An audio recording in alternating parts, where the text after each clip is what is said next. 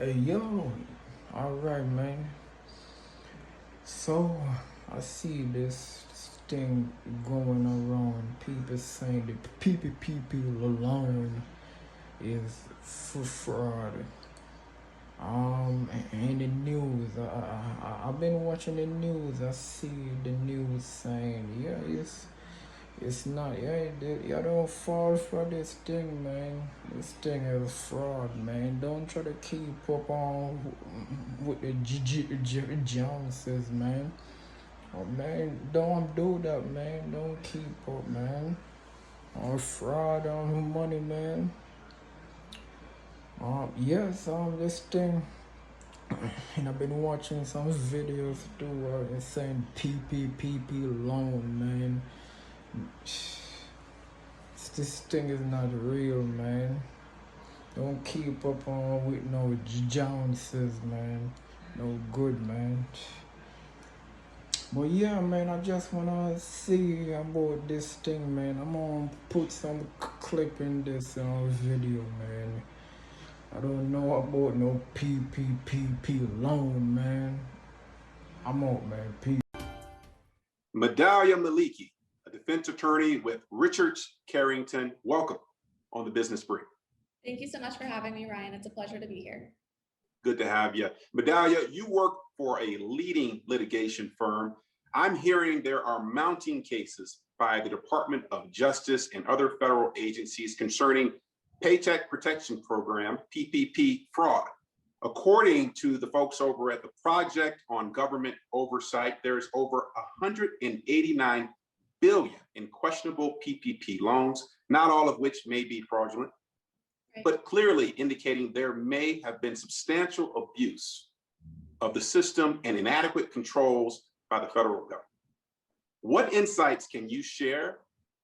And who is the Department of Justice and other federal agencies exactly targeting?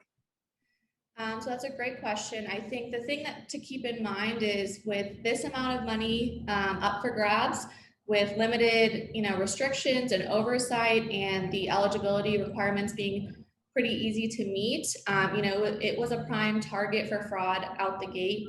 And when we're looking between organizations like the Treasury versus the DOJ, there's different things that they're looking for. So the Treasury, for example, are doing $2 million or more, are kind of that red flag to audit, whereas the DOJ is going after any and everybody, whether you're an individual or a smaller company, a larger one. And I think they have to take that aggressive approach at this point, given the vast amount of fraud. And so I think it's keeping in mind, just that gray area, and whether you're going to be prosecuted criminally or if there's going to be some kind of civil repercussions for engaging in fraud. Very interesting. With over 18 million Paycheck Protection Program loans and pandemic-related economic injury disaster loans and advanced grants approved over the last year, combined, by the way, to exceed over $950 billion. These programs have been crucial to our economic stabilization as a country, as well as a linchpin for our recovery going forward. A lot of organizations will be seeking PPP loan forgiveness that is allowed for things like payroll and retention of employees, rent, etc., which also requires certification of compliance. Tell us more about that, and what pitfalls should businesses and organizations avoid? I think a lot of it, Ryan, is going to be that kind of common sense approach. If you are asking for a loan that you're saying is going to go towards your company and your expenses, don't be that guy that's buying a Lamborghini and not paying your employees. I think that's going to really cause a commotion. But more importantly, just making sure your finances are in order. If you are going to make those types of certifications, it should not be a guessing game. And so if you do have CEOs or accountants or financial professionals, really leaning in and trusting those people to make sure that if you are going to apply for that loan and certify that to get that loan forgiveness, that you're going about it the right way. Dot those I's and cross those T's. I hear you, Medalia. Now, the Justice Department has brought criminal charges against at least 209 individuals in 119 cases across the country related to the Paycheck Protection Program. The April Project on Government Oversight report goes on to indicate law enforcement insiders are saying Many more pandemic loan fraud cases will be brought forth in the months and years ahead. You've noted to me that PPP fraud can be both intentional and unintentional. First, what steps can people take to verify they've operated within the law and ethical guardrails? A couple pointers. I would say the first thing is reviewing that good faith certification and making sure that it's up to par is crucial. I think having your pre-application finances in order in a place that is organized, clear and concise about what the status of your organization or company was before COVID hit is crucial. If somebody comes back and asks you for those receipts, whether it's the SBA or the DOJ, having that information on hand is extremely important. One other thing that might be beneficial in terms of avoiding, impropriety or looking like you're double dipping in terms of the tax front is a lot of organizations are setting up a separate bank account just for that PPP loan to go into. And that way, if you have expenses that are necessary or stemming from that need for the loan, you can withdraw and show documentation that the money is coming from that account only, and you're not commingling the finances.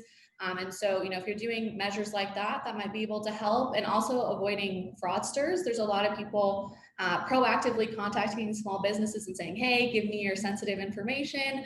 And so just making sure that you're smart about who you're giving information to and where you're getting that loan money from.